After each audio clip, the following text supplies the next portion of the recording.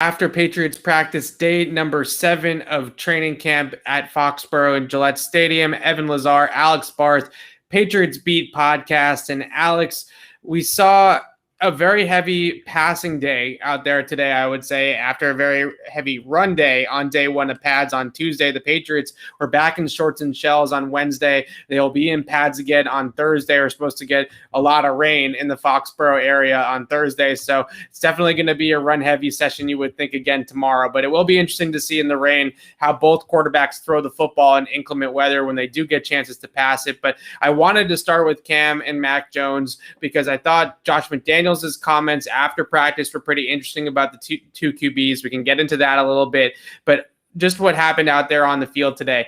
Bill Belichick spoke last week about consistency, right? And how important consistency is at the quarterback position, and how that, I think, is going to be maybe one of the biggest sort of barometers when they do make this decision officially. Now, I guess we shouldn't say officially because he keeps on saying Cam's the quarterback. So if they are going to give Mac a chance to be the starter. Well, you can say when he makes the week 1 decision. Sure.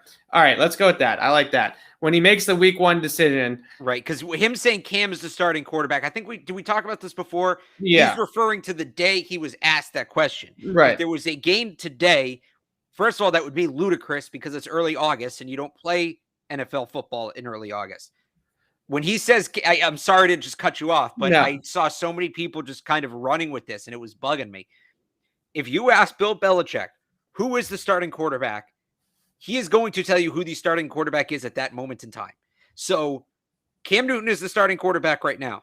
There is still a decision to be made, though, for week 1. That is still up in the air, unofficially. Right. And Josh McDaniels' comments today basically saying at some point in time in the next couple of weeks, Belichick is going to have to make a decision, right, of which direction we're going to go in an offense. It's going to be Belichick's decision. We're going to get to that point. You don't say that if there isn't at least a chance that it's not Cam Newton, right? That really is presenting it right there as a fact that it is a little bit open. And the one thing, going back to my original point, was that Belichick said consistency. That's the most important thing for all players. And I think in terms of quarterbacks, that's even more so important, down in and down out, but also day in and day out. And I think that that's where Cam has really impressed Belichick a lot of the time, is that day in and day out, he's the same guy. Whether he stunk the day before or not, he comes in and he's the same guy every single day.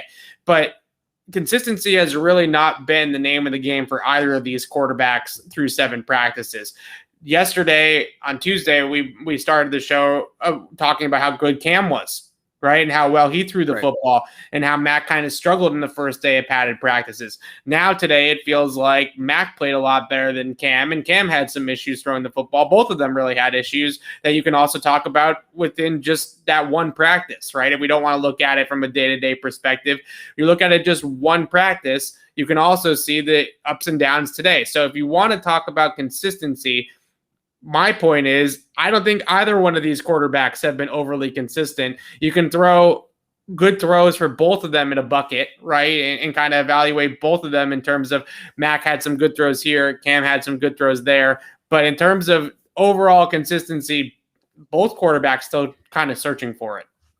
Yeah, I talked about this earlier today on Zolak and Bertrand. You can look at the consistency, and the consistency on the field, play to play, is what you're really looking for. But there's been other areas where Cam Newton has maybe been more consistent than Mac Jones. And the one I look at is command and control, right? Who has felt more consistently in command of the offense?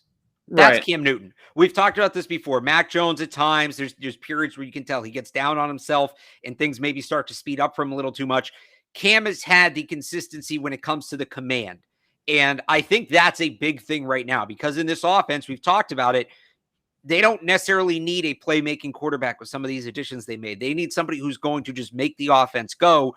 Having command of the offense is how you do that. Losing command can create turnovers. So we've called Cam Newton the winner to this point. I don't think we would do that if there wasn't a reason for it. And outside of, the fact that he's been better on the field, it's not tremendously, but he's been better on the field. He just looks more in command. And Mac Jones is a rookie. Rookies tend not to be in command right away. That's tough. You try going to a new job and on day 1, 2, or 3 running a meeting. Right. It's gonna feel awkward. It's gonna be tough. So we'll see when Mac gets comfortable, and we'll see when that command shows up, because I think it will at some point. It might not be tomorrow, but I think it's coming relatively soon. But right now, Cam Newton is more consistently in command of the offense. And that is where, with that consistency comment, that is what I look at. Right. And I think the biggest thing with Cam and Mac is obviously limiting the turnovers, because they have both turned the ball over at times way too often here in training camp so far, I would say. Cam with 2 interceptions. Mac really should have had 2 interceptions. I think they ruled D'Angelo Ross didn't actually pick off the second one, but it was close enough to being an interception. So 4 picks in practice today. If you want to include that Ross one or not, I guess we can come it down to 3. Either way, that's too many interceptions, especially in a non-padded training camp practice, right? You don't want the quarterbacks turning the ball over that much. It was weird, though, because I think the pick Mac threw, that was, and I want to be careful how I phrase this so people don't run with this. That was setting up to be one of Mac's best plays of camp. There was a blitz coming from the strong side. He recognized it. He steps around it, resets. He throws the ball to a covered receiver. He put the ball where only Jonnu Smith could get his hands on it. Smith's coming over the middle, and he threw it for Smith to turn back and go over the back shoulder and fade. And that's a really good read by a rookie quarterback. And that's 2 guys have to be on the same page for that throw to be made. So there's some chemistry there. Smith is able to turn around, gets both hands on it. He just couldn't make the catch. He pops it up in the air, and Devin McCourty picks it off. So that was setting up to be one of Mac's better throws. The next pass wasn't picked off. It probably should have been. He just missed the receiver, and D'Angelo Ross was a second late getting to the spot. So I would use that sequence to caution people. And, we regurgitate stats as much as anybody else does. I'm guilty in this, but it's, we would love to describe every play to you in detail. We can't do it. It would, for a number of reasons, mainly it would take too long. But, it just took me a minute to describe a 15-second play. Now, that's a 2.5-hour practice. But there is a little more to the numbers than that. Mac's pick today, again, was actually set up to be a really good play. The next pass goes down in the notebook as an incompletion.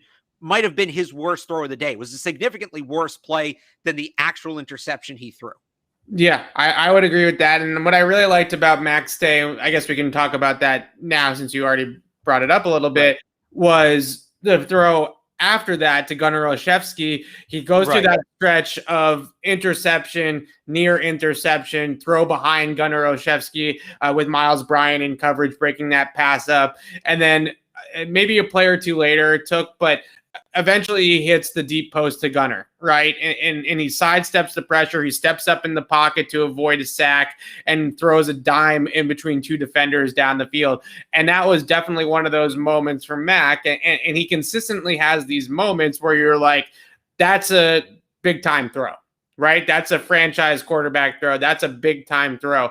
And as a rookie in his first training camp practice, we're 7 practices in, as long as he is showing those high-level throws here and there, and there's enough of those for us to sink our teeth into, I think Mac Jones is right on schedule, right? If he wasn't making any of those throws and he was having all these turnovers, that would be one thing. But there are 3 or 4 plays per practice, whether it's a little thing in the pocket where he just a subtle pocket movement, a good downfield throw like the one to Gunnar, or he actually hit Jacoby Myers, I thought, on a pretty nice tight window throw over the middle and 7-on-7. And there were other throws within that 16-rep sequence where he got 16 straight snaps where he looked very, very good as well.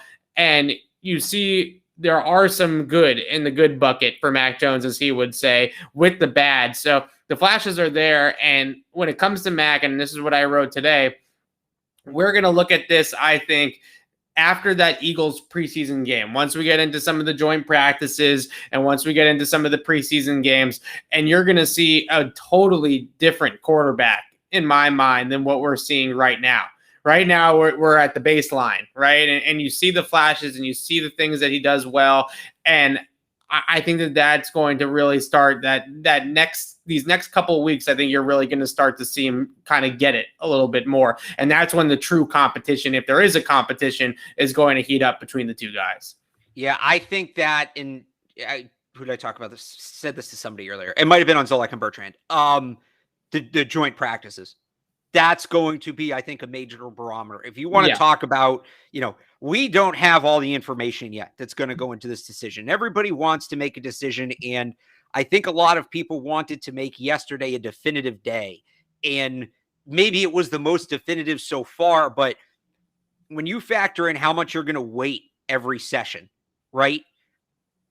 We're maybe we have 10 to 15% of the total data we're going to have by the time this thing ends, because we have 7 practices, only one of them padded. There's still 4 or 6 joint practices. I don't remember if they're doing 2 or 3 with each team, but there's 4 to 6 joint practices. They're doing 2 with the Eagles. I don't know if they've decided how many yet they're going to do with the Giants. Yeah. So we'll call it 4 to 5 joint practices. Yeah. 3 preseason games, a number of padded practices left.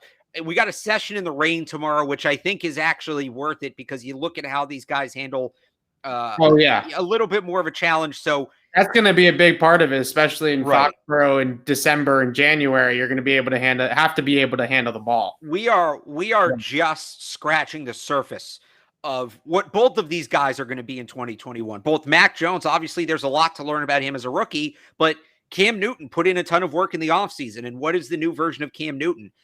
We're just getting started here. There's a long way to go, and the narratives are going to change a lot. As definitive as yesterday may have felt, and again, it was probably the most definitive day so far, and that can be true. We have not had that definitive moment yet. Yeah. So the other thing I wanted to bring up about Cam Newton was, I think the big question that I've gotten multiple times about today's practice is it that Mac Jones looks great in shorts and shells and Cam Newton looks better in full pads, right? Is that sort of where we're seeing the split? Now, we only have had 1 day in full pads, so it might be too early to make that determination. It is too early to make that determination, and we're going to have to wait for a couple more padded sessions to sort of compare it. But it is interesting that after throwing the ball extremely well yesterday, Cam comes back today in a non-padded session and throws 2 interceptions and just didn't really look like he had the same control on the ball as he did just less than 24 hours ago, right? It wasn't just the 2 picks. He also had to throw to N'Keal Harry, where N'Keal Harry really bailed him out. The ball was thrown well ahead of N'Keal Harry, and he dove out and made a great catch on it, and we're going to get to Harry in a second. But the sort of volatility of Cam Newton's game from the padded session to the non-padded session, how much stock do you put into what happened with Cam today after throwing the ball extremely well on Tuesday? If he'd been, so-so, I'd probably put more into it. I think because he's, shown some encouraging signs, everybody's going to have a bad day. I think there's still a bit of a culture shock here where when Tom Brady threw an interception during training camp, the world stopped. I mean, that happened maybe 2 or 3 times a year. That was a massive moment. Cam's thrown more interceptions. He hasn't been Brady. I'm not breaking news when I say that. That doesn't mean he's been bad. He's been good enough that I'll look around one bad day, just like we looked around one bad day for Mac Jones yesterday. Right. And it was the first padded practice, so maybe there was a little bit more of a microscope on it. But, Mac came back out today and he played well. So I look at yesterday and I say, all right, I need to see him in pads again, but bad days happen. They happen. I think Cam Newton had a bad day today. That's unfortunate. It sucks. You'd like to see him keep stacking the days. You'd like to see him keep playing well, but we'll see kind of how he readjusts tomorrow. We know that the pads being on favor him for a number of reasons, both just his play style. It favors the veteran naturally when there's more contact allowed in the secondary. Right. So tomorrow's set up perfectly to be a bounce back day for him. Again, it's supposed to rain. It's supposed to pour. Yeah. So that will be interesting, but I don't know that I look at today and say, Cam threw 2 picks, reset the whole thing. I'm not going that far with it. Yeah, the first interception was really, really early on in practice. It came against the scout team defense. I think it was the second throw, wasn't it? It was the first or second throw of practice, yeah. And I actually got to give credit where credit's due to your guy, Adrian Colbert. I thought he made a pretty good play on the ball. Made a nice play on that ball, yeah. Yeah, he undercut it. He kind of baited Cam a little bit into the throw and then accelerated and hit the gas and was able to undercut the Hunter Henry's route and pick off the pass. The second one, I think, is more troublesome, and maybe it was a little bit more of a timing situation than anything, but J.C. Jackson was all over Jacoby Myers. I mean, Jacoby Myers was never open on that route, right? And J.C. Jackson ran the route a lot better than Jacoby Myers did in that particular instance. So on that type of play, that's the type of play. If the one to Colbert, those ones happen, right? The DB makes a good break on the ball. Right. The receiver maybe drifted a little bit, and the ball is picked off. But the one later on in practice with Jacoby Myers is the one that Cam needs to get rid of, right? Those types of decisions, throwing it right to J.C. Jackson when J.C. Jackson was clearly in better position to make a play on the ball than Jacoby Myers. Those are the types of plays that can't happen anymore in year two. They happened too often last year. They can't happen this year. So the first one I kind of throw out and say, whatever, good play by the defensive back, tip your cap. The second one is the one that I would sort of harp on as you need to come off this read and make a better decision with the ball. Yeah, I would agree with that. I think that the first one, what it looked like to me was, he had Hunter Henry coming across the middle of the field, kind of angled deep, 15 yards. And he was a step ahead of Colbert, a step ahead of Colbert. And I think what Cam was trying to do is put that ball out in front of him and lead him in stride and have him extend his hands to keep the ball away from Colbert and not let Colbert reach in and break it up.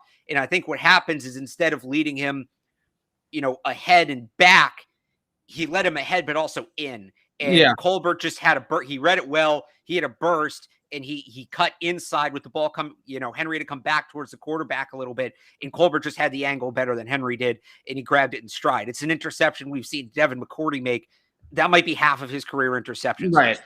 So that was an interesting one from Cam, but it was also one where I thought the fact that he had the confidence to make that throw and he recognized that situation. I don't know why he wasn't making that throw last year, but I thought there were times for him to make that throw and he didn't do it. So this is, again, goes back to what I was talking about with, you got to be careful with the numbers. It was a great play by Colbert. Absolutely.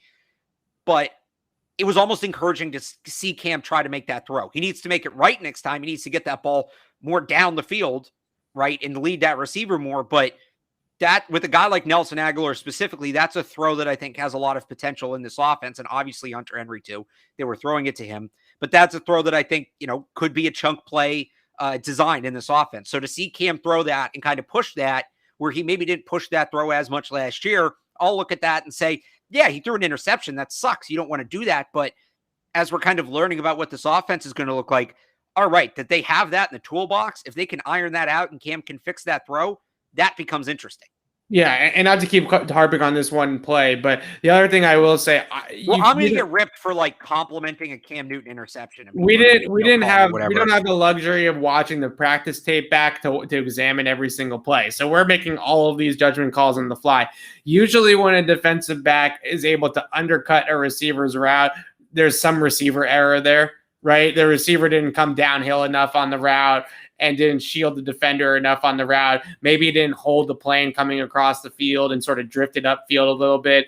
There's usually some sort of, unless the ball is just thrown wildly behind the receiver and into the defender, usually there is a little bit of that there too. So I do think that is an important element of this as well. But the main thing, I think the main point that we've tried to make through these first 18 minutes is as much as we come on here and we do a show every single day pretty much after training camp practice, Alex, and the quarterback battle is a roller coaster. And that's what training camp is, right? Training camp is a learning period.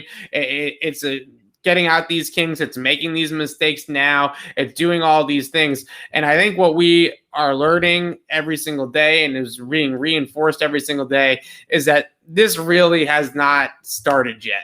Right? We're really too early to make all of these grand proclamations of which guy is ahead of which guy and which guy looks better than that guy. And the other thing that Josh McDaniels said after practice that's really important is that they grade, when they go back and grade the practice tape, they grade process, not results, right? They're looking at this was the play call, this was the coverage. Did he make the right read? Did he make the right decision? Did he throw with good mechanics? They're grading process. We don't have the luxury of getting every single play drawn up for us and understanding what each call is. And McDaniels does not give us the play sheet after practice and tell us that this was what each call was and this is what each read was and this is what each progression read was. And we don't get that. So their grading process, not results. I think a lot of the times we have to sort of gravitate more towards results because we don't have the information to grade the process all the time. So we're way too early in all of this. And it really comes down to the fact that we are years away, I think, in football terms, in football time, to actually getting into this being a true decision here, a true battle. Right. Yeah, like I said, I think the joint practices are going to be a huge part of this. Only one padded practice. We're creatures of habit. We're not creatures of habit. What's the curiosity? I can't think of the word. People want to know. People don't like waiting for information. People don't like waiting for anything, but they really don't like waiting for information. They want to know who it's going to be, so they look at the information they have and they make up their mind. There's a lot more information coming. And you talk about the process again. It goes back to what I said with the interceptions today. I thought one of Mac Jones' interceptions, that I wouldn't be surprised if they go back in the film room and Josh tells him, you did that right. Just, you know, it'll work next time. Don't shy away from what you were doing here. It worked. Same thing with Cam, maybe a little less so, but I think that it wasn't just a bad play. It wasn't just a dumb mistake. There's a learning experience there. Yep, absolutely. All right, let's talk about N'Keal Harry, because he had 6 catches today in team drills. I think he's looked good, and I tweeted this out earlier. I said, out of the 3 training camps that I've seen from N'Keal Harry as a member of the Patriots since they drafted him in the first round in 2019, this is the best N'Keal Harry that we have gotten at Patriots training camp. Again, 7 practices in, 1 padded practice, all these caveats we can throw out there. But I think the question that we have to ask ourselves is, what does this mean about his future on the team, right? Is this right? Are we leaning more towards this being a good thing because it's increasing his trade value and they're going to trade him anyways? Or is he playing his way on the team and as somebody that maybe they won't look to trade because of that? Yeah, I'll go back to what I said yesterday. I think there's 2 paths, and neither one of them feels super realistic right now. I think he either has to catch that top group of Bourne, Aguilar, and Myers. And by the way, great day today for Kendrick Bourne. Happy birthday to him as well. And then the other option is he's got to kind of pick up some special teams, because he has Christian Wilkerson and Isaiah Zuber right there on top of him, and maybe Trey Nixon as well. So will they keep a 4th receiver who doesn't give them a lot on special teams? Maybe. I had Jeff Howell on my 98.5 The Sports Hub podcast earlier, and we talked about maybe they finagle the numbers a little bit. Maybe they only keep 4 receivers. And that's the thing. And they keep 4 receivers, and N'Keal Harry's the 4th, and those special team spots end up elsewhere, whether it be tight end, running back, somewhere on the defense, whatever it is. So, there's a lot of different ways that can play out, but it just feels like he's between a rock and a hard place right now. And then you throw in whatever the hell that trade request was. We don't even know if that's still a thing, but does that factor in? And N'Keal might be the biggest unknown of anybody at Patriots training camp right now. And it's weird because the better he plays, the more confusing his situation gets. Oh yeah.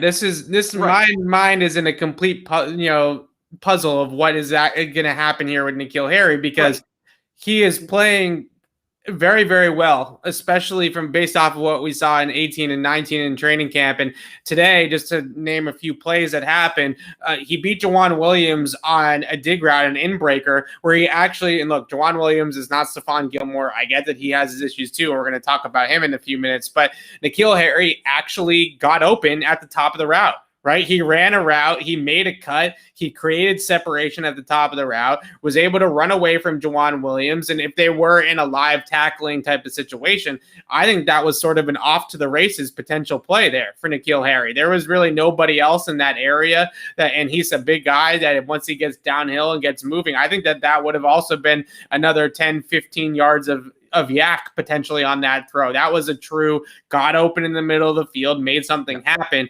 And then later on in practice, he caught the slant, right, from Cam Newton, where he ran on J.C. Jackson. Cam threw the ball off target way too far in front of N'Keal Harry. And N'Keal Harry left his feet laid out and made a diving catch on a slant on a bullet from Cam Newton. So 2 really good catches, 1 catch and run play, 1 kind of showing off that size and that catch radius. And yesterday in the first day of pads, we saw the catch radius, especially in one-on-ones, where he was going back shoulder, he's going above the rim with Jawan Williams, and showing off the size there as well. So he has a little bit more wiggle, I think. I think he's using his size properly, where he's not just trying to play big all the time. And I think that was something that he talked about in his press conference the other day, is that he got so caught up in being physical and playing big and going and playing on contested catches and all this stuff that he lost a little bit of his wiggle. And now he got a little bit of that back. So we definitely are seeing a much better N'Keal Harry. And like you said, there's so many roster factors here. How many receivers are they going to keep? Is he going to contribute on special teams at all? There's so many elements of this, but at the end of the day, I can't for the life of me figure out, if you're the Patriots, do you trade this guy now where maybe his stock is rising a little bit because he has had a strong training camp so far and maybe he plays well in the preseason games and that helps his trade value? Or do you look at it and you say, maybe he's figured it out? Right? Maybe he's finally put it all together. Right. It still has first round ability. I mean, there's a reason why he was drafted in 32nd overall, and he wasn't going to last very much longer if the Patriots didn't take him at 32. He was going to be a top 50 player in that draft. So has he just figured it out? Is that possible too? Yeah, well, even if he has, it's weird because, again, you're in 12 personnel a lot. You're really only going to play 2 wide receivers. Even if you think he's figured it all out, are you keeping a 4th wide receiver who's maybe going to play 10, 15% of the snaps all year over keeping, depth on the offensive line, adding another outside cornerback, which I think this team needs, right. Depth at running back. Like if it comes down to, okay, maybe N'Keal Harry's figured it out, but a lot of people like JJ Taylor, and I don't think Taylor's had a great camp, but you look at James White on a 1-year deal, Sony Michel on a 1-year deal, you're going to need you're going to need a running back more than you need a wide receiver a year from now. Just like which way do you want to go with that? So it makes a ton of sense to trade N'Keal Harry, trade request aside. It's weird because normally with bubble guys, they play well and you're like, all right, well, he was a bubble guy and he played well and now he's not a bubble guy. He's on the roster.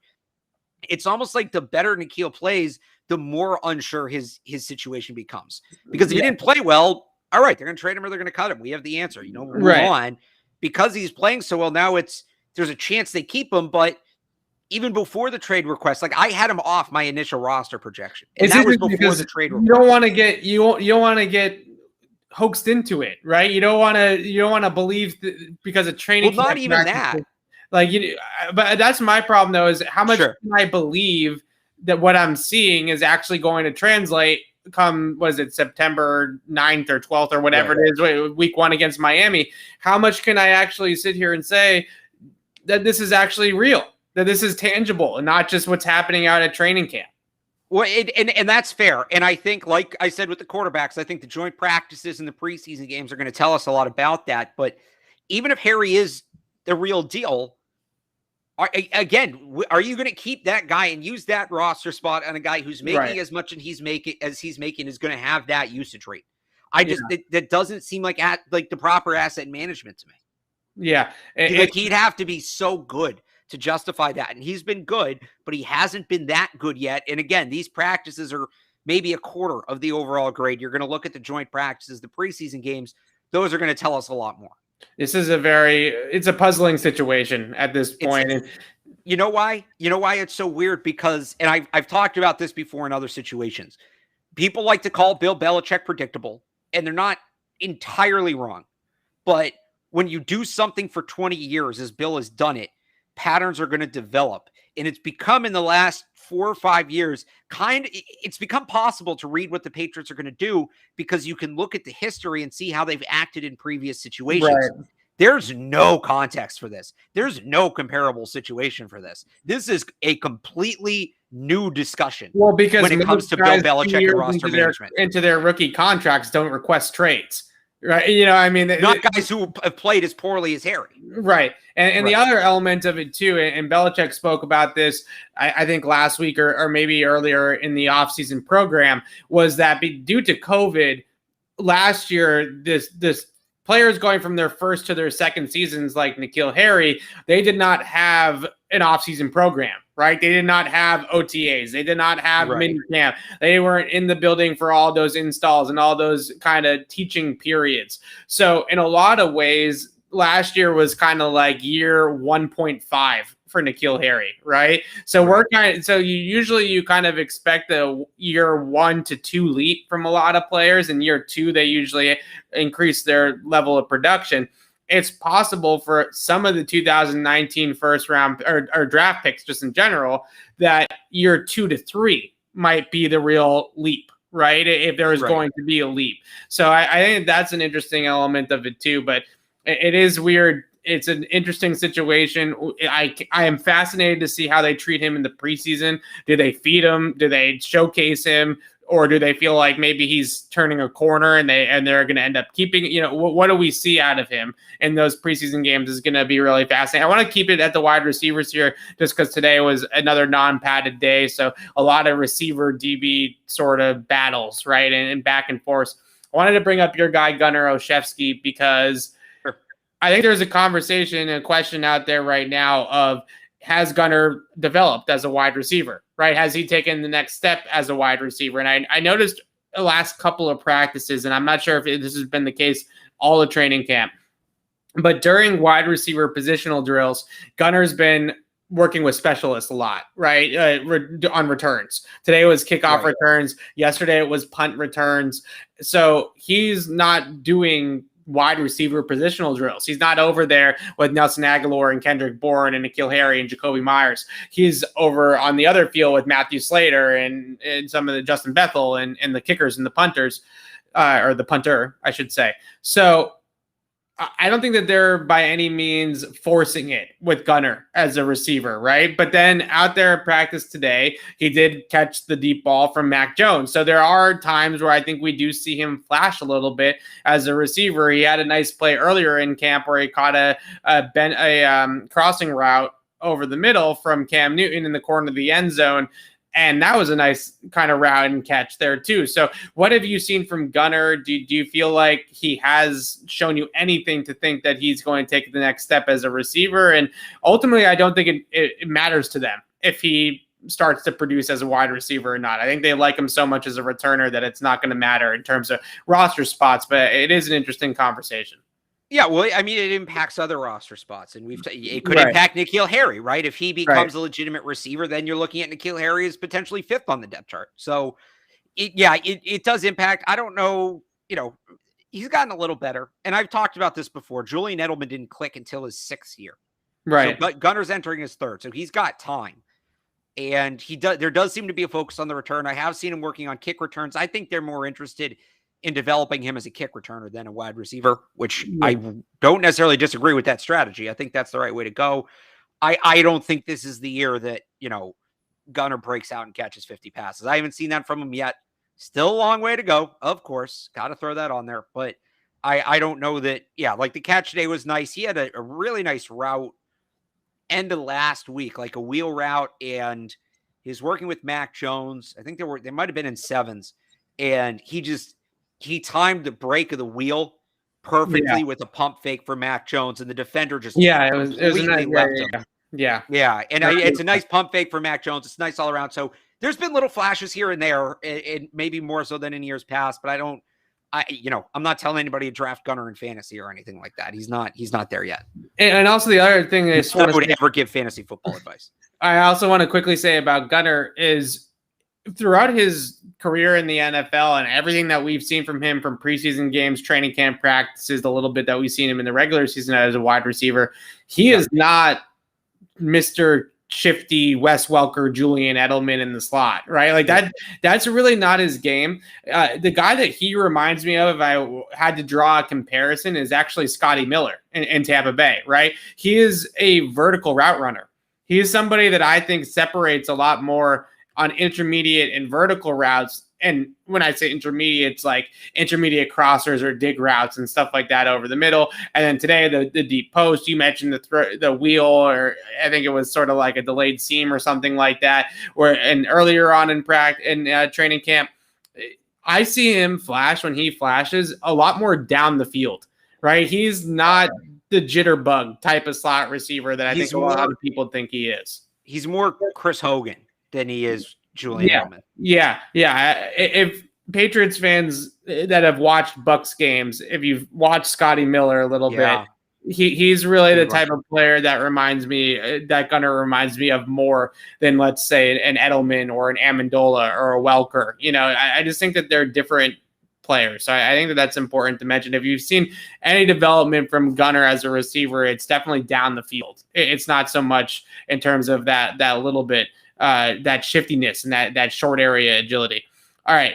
The other receiver I really wanted to mention today was Trey Nixon, because I don't think that we can look too much into reps against the scout team and stuff like that, but Trey Nixon and Mac Jones have kind of developed a little bit of a chemistry there. When they do go up, the backups kind of go up against the backups or the scout team later on in practice.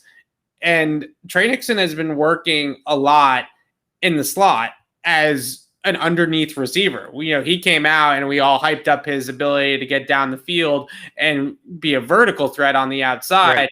So far in practice, they've been running him a ton of option routes on the inside of the formation, running with the twos. And I think that that's really more going to be his game that they project moving forward. And Mac to Trey Nixon in these periods where Mac is working with the second team offense is kind of a thing that's starting to develop. The other thing it could be is, and they do this from time to time, they know Trey Nixon can be that vertical guy. And so they're just working to round out his game, and they're not going to abandon what he does vertically, but they're just trying to add to it and complement it. And that's encouraging, because that tells you that there's somebody that they have a plan for. When they just throw guys out and have them run generic routes, those are the guys that they're not seriously thinking about. It does look like, and who was I talking about this the other day with Christian Wilkerson? It looks like with Trey Nixon, it looks like they have a plan for him. Now, he's probably a little more raw. He's a guy I think they'd love to stash, and we revisit his status next year. Yeah. But yeah, it does look like there's a plan for him. And it does look like they are trying to turn him into more than just a straight line burner. Because when they took him, I think we all thought, all right, well, maybe it turns into Damiere Byrd, and it's good to have a player like that. He's not a number one wide receiver. Yeah, it's a good comparison. Yeah. You want just kind of that guy who can fly down the field and keep the defense honest. Here we go, picking on Damiere Byrd again.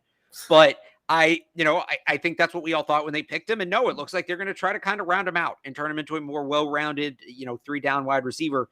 And that tells me that they don't plan on just letting this kid go. And we'll see what happens if he makes the roster, if they can get him on the practice squad. I don't think, it's nuts to say he's a Foxborough fluke candidate. So we'll see what happens with him. But it does look like they have a focused plan for him. He is right now. He's playing the Edelman role with the backups, right? Like, he's the second team Edelman. Right. He's playing inside. He's running. I've wrote down today and throughout the days that he's worked with Mac Jones, 59 option probably a dozen times, right? Where he's just running that little juke series inside, read the zone coverage, sit down, juke out, juke in versus man coverage, little option routes in the inside. And Mac is just really quick to get that ball out, and he just can pick on those underneath linebackers like that with Trey Nixon. And I just didn't know, because he didn't play that role at UCF. Trey Nixon's coaches told me he's a much better route runner than we were able to show off, because we didn't really run that kind of offense, right? We were a vertical offense. We were a get up the field type of offense. So we didn't really get to show how quick he was, but they were all hyping up that he's a really quick receiver that runs good routes. We've definitely seen that, at least against the scout team defense. We'll see. I think in some of these preseason games, Trey Nixon might have a huge game. Right, like I think he's the guy who's going to pop off. Yeah, he could have over 100 yards easily in one of these preseason games. So I just wanted to bring him up as well. I also wrote down Adrian Colbert. I mentioned him earlier in the show. Your guy had an interception today. What do you think about it?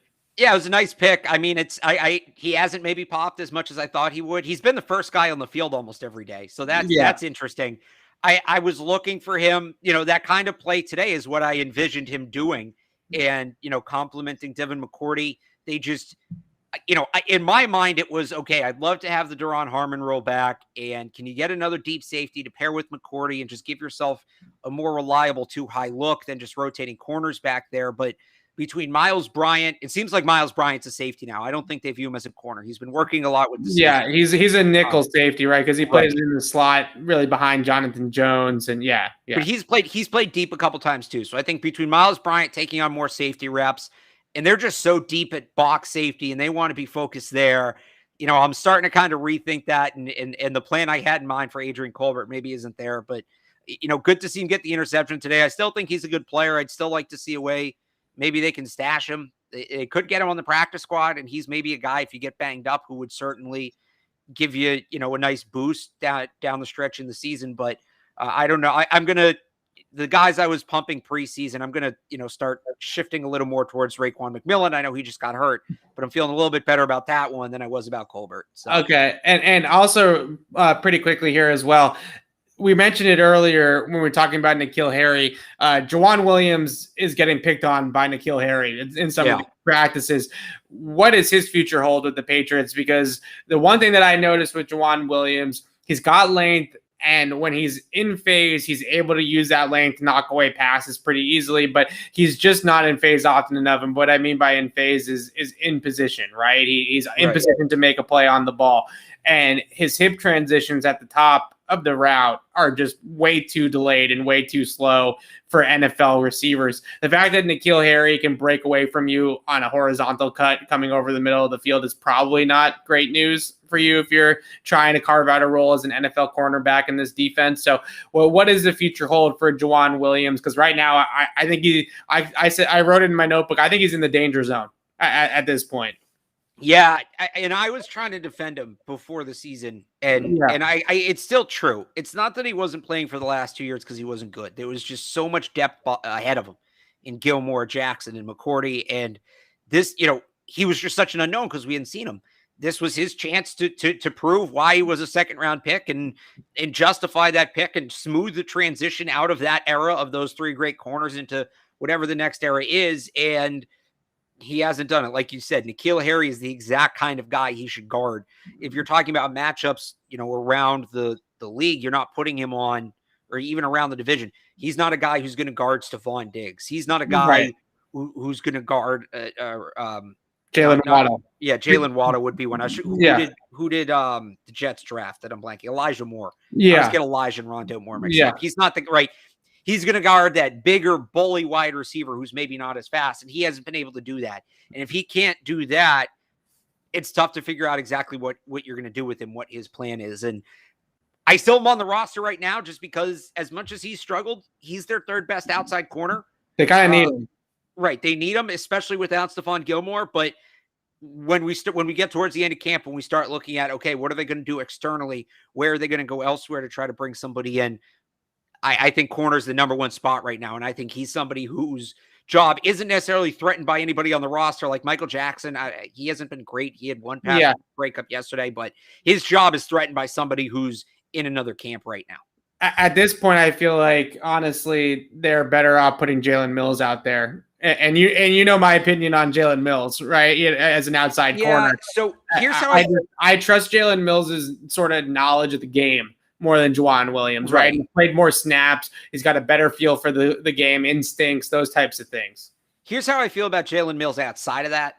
I think you paid him all that money to be a wild card. You paid him all that money to do all these different things on defense. And I'd like to see him doing that. Like, you want him to practice what he's going to play. If you have to have him at outside corner, even if that's not the long-term plan, but you just need the body, well, then he's not getting reps at what he's going to do in the regular season. And that ultimately hurts the team. So somebody's got to step up there in some way, because this is probably the biggest question mark on the team right now. I know people are going to talk about the quarterback position, and there is a answer there. Whether it's Cam Newton or Mac Jones, we know that the answer is in the building. I don't know that the answer is in the building at outside corner. And that is a little scary, because we've seen what this team looks like they've won without dominant linebackers. They've won without dominant players at different positions. Their darkest period under Bill Belichick was when they didn't have a dominant corner, the Earthwind Moreland, Hank Poteet era. Right. The 2020 their longest stretch, that AFC championship, and Belichick got fed up and he went out and got to leave, and that wasn't good enough, and he got Revis. So they still have JC Jackson. It's not totally burnt, and Gilmore might come back, but there's a massive drop off after that right now.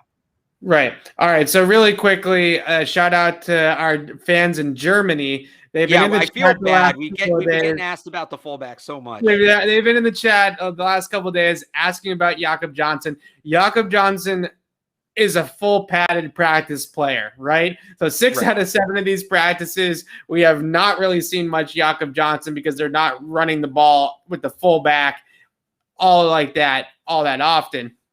So yesterday, though, Jakob Johnson coming through the hole on Dante Hightower, back on backer, that was a really nice lead block, right? And you see the lead block ability. Tomorrow, it's going to pour. It's going to rain. There's going to be a lot of run game stuff. So we will definitely see more of Jakob Johnson. But Jakob Johnson on the first day of pads did his job. Right. He led the way for the backs when he was out there and he did his job. We'll definitely have to see how much they're going to use him and how much 12 personnel they're going to be in and all that kind of stuff. But come back tomorrow because I think they're going to run the ball like crazy in practice tomorrow. Yeah. So come back tomorrow and we'll talk more Jakob Johnson and fullbacks and run game and stuff like that. Once again, tomorrow on Thursday, the Patriots will be back in pads. It's going to pour. So it's going to be a fun practice for Bill Belichick, I'm sure, to see kind of study the mental toughness of his team already in the early going to see how they handle the conditions. So we'll be back on the podcast tomorrow night following day 8 and padded practice number 2 for the Patriots, breaking all of that down. Should be a higher intensity and a longer practice than what we saw out there today. So we'll see you guys tomorrow night for day 2 of pads, day 8 of training camp. Thanks so much for watching. For Alex Barth and Evan Lazar, see you tomorrow, guys. And gals, if you're out there.